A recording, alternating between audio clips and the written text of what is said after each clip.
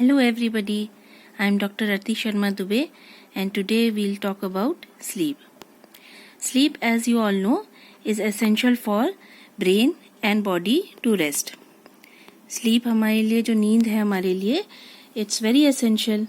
We should take at least 8 hours of sleep every night. So let's begin. तो sleep की क्या stages होती हैं? सबसे पहले awake state, when the eyes are open, तब हमें कौन सी वेव्स मिलती हैं? अगर हम इस ईईजी करें तो बीटा वेव्स. तो बीटा वेव्स क्या हैं? These are high frequency waves with less amplitude. मतलब इनकी फ्रीक्वेंसी तो ज़्यादा रहती है लेकिन जो इनकी हाइट होती है, एम्पलीट्यूड होता है, वो कम होता है. और ये कब होती हैं? ये कब बीटा वेव्स कब आती हैं? जैसे हमने पढ़ा कि अवेक स्टेट में, जब हमारी आईज ओपन है, जब हम कोई एक्टिविटी कर रहे होते हैं जिसमें हमें अपने कॉग्निटिव थिंकिंग की ज़रूरत होती है, तो जब मोर इंटेंस ब्रेन एक्टिविटी होती है तब ये बीटा वेव्स आती हैं ईईजी में. Then eyes closed. अब आईज क्लोज्ड में कैसी वेव्स आती हैं? Alpha waves. That is when we are in a relax state. मतलब हम अवेक तो हैं लेकिन हमारी आईज क्लोज्ड हैं, मतलब हम एक रिलैक्स्ड स्टेट में हैं. We are about to go into a sleep. तो तब ईईजी में कैसी वेव्स आएंगी? Alpha waves. ठीक है.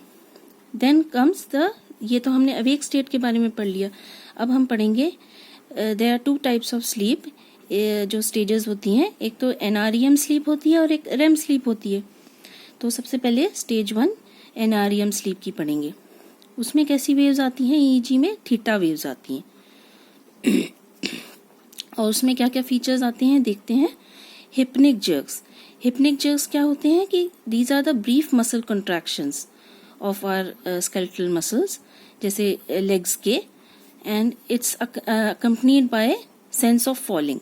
ऐसा लगता है जैसे हम बिस्तर से गिर रहे हैं उस समय. Theta waves at the beginning of sleep, ऐसी वेव्स आती हैं. और उसमें हमें ऐसे हिप्निक जर्क्स, ऐसा लगता है कि जैसे हम बिस्तर से गिर रहे हैं. कभी कभी आपको भी ऐसा महसूस हुआ होगा. और इसमें कैसी वेव्स आती हैं?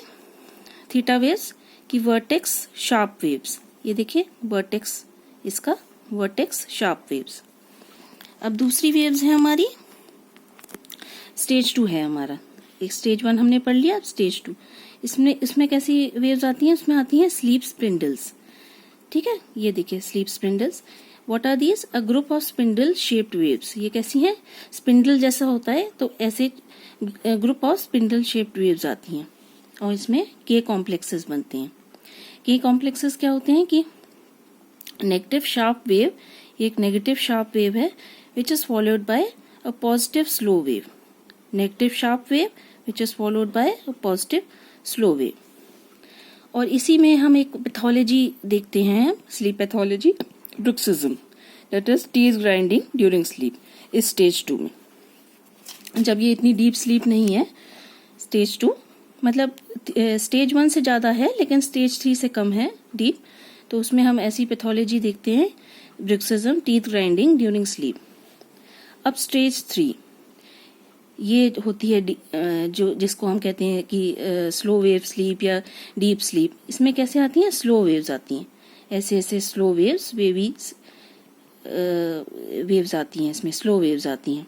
और ये low frequency and high amplitude. ये देखिए इसमें इतनी ज़्यादा फ्रीक्वेंसी नहीं है, लो फ्रीक्वेंसी वेव्स हैं और विथ हाई एम्पलीट्यूड रहती हैं.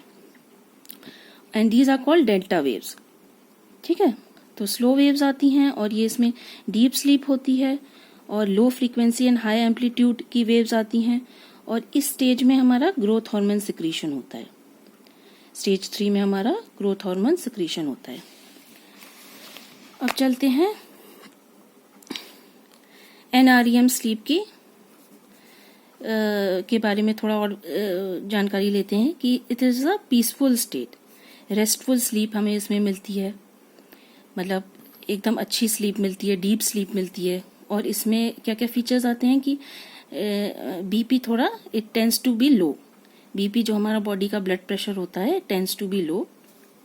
पल्स रेट इज लोअर्ड, और जो आपका ये respiratory rate is also lowered. अगर हम हार्ट रेट देखें तो वो भी थोड़ा लो होता है in comparison to the awake state. और स्टेज 3 जो हमारा वही जो डीप स्लीप होती है, इसमें क्या होता है कि amnesia for events that occur during the arousal. इसमें हमें याद नहीं रहता कि अगर हम थोड़ी देर के लिए अवेक हुए तो उस समय क्या इवेंट्स हुए थे, तो हमें उसके बारे में एमनेशिया हो जाता है।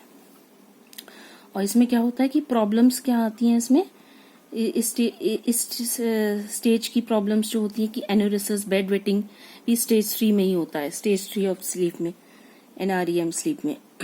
और somnambulism that is night walking, night terrors जो रहते हैं कि थोड़ी देर के लिए हम मतलब हमें कोई ड्रीम आ रहा था और हम जग गए, लेकिन हमें याद नहीं रहता कि हमें क्या ड्रीम आ रहा था, और हम एकदम से हमारा मतलब हार्ट रेट भी बढ़ा हुआ है, हम एकदम डर के उठ गए हैं, लेकिन फिर भी हमें वो ड्रीम याद नहीं रहता कि हमें क्या ड्रीम आया था, और we go back to sleep.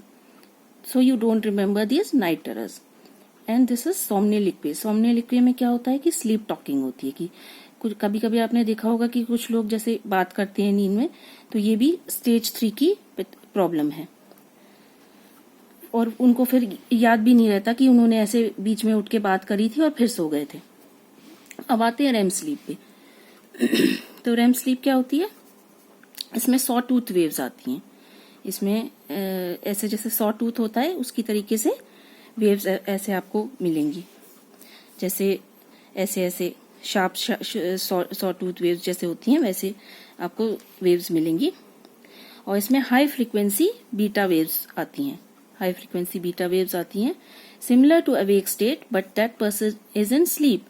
मतलब वो पर्सन तो स्लीप में है, बट उसके जो EEG अगर हम रिकॉर्ड देखें तो उसमें हाई फ्रीक्वेंसी बीटा वेव्स आ रही हैं जो कि सिमिलर टू अवेक स्टेट है, सॉ टूथ वेव्स आ रही हैं। Therefore it is called a paradoxical sleep।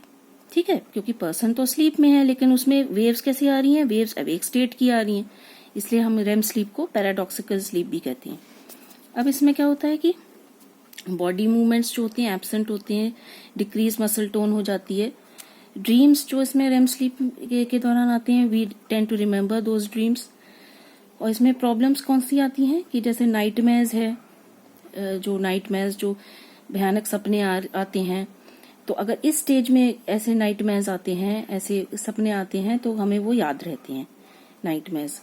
और एक और प्रॉब्लम होती है इसकी रेम स्लीप की ही, एक नार्कोलेप्सी। तो ये एक अलग से ही टॉपिक है, वो मैं आपको अलग से एक बार समझाऊंगी, नार्कोलेप्सी।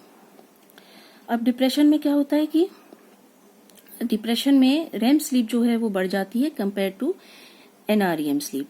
और एंटी डिप्रेसेंट्स क्या करती हैं कि वो रेम स्लीप को, जो बढ़ी हुई रेम स्लीप है उसको घटाती हैं, और जो NREM स्लीप को बढ़ाती हैं, जिससे पेशेंट को रेस्टफुल स्लीप मिले। तो ये फिर एंटी डिप्रेसेंट जो स्लीप जो बिगड़ गई थी हमारी, तो उसको एंटी डिप्रेसेंट्स ठीक करती हैं।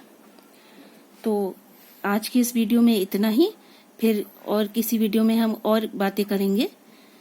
तो thank you so much, thank you.